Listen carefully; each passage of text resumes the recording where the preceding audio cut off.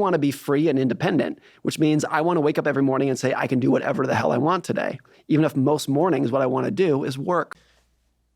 We yearn for freedom. We hate enslavement, right, for all the obvious reasons.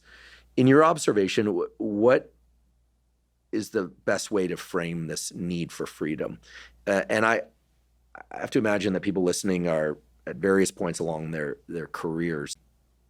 What have you observed here in yourself and with other people you talk to, wealthy, not wealthy? What is freedom? How do we get real freedom? I think that's what's true for a lot of people. Freedom does not mean you do nothing. It doesn't necessarily mean you retire. It doesn't mean you quit working.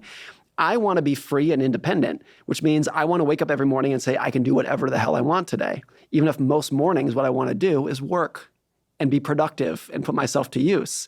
So I think a lot of people misconstrue freedom as I'm gonna ride off into the sunset and do nothing now. It's like, no, I think people have an inherent drive to want to be productive and social and do things. But there's a big difference between your boss telling you to do it and doing it on your own terms. And if you can use your money for independence to where you can wake up and say, I have the financial flexibility to work where I want, live where I want, retire when I want, take a different job, move to a different department, even if it's going to pay less.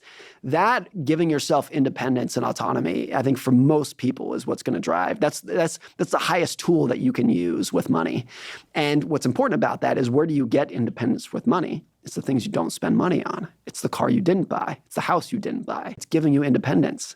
And once you view as like every dollar that you don't spend is money that you are actually spending on independence. It's not idle. It's giving you marginal more independence than you had the day before.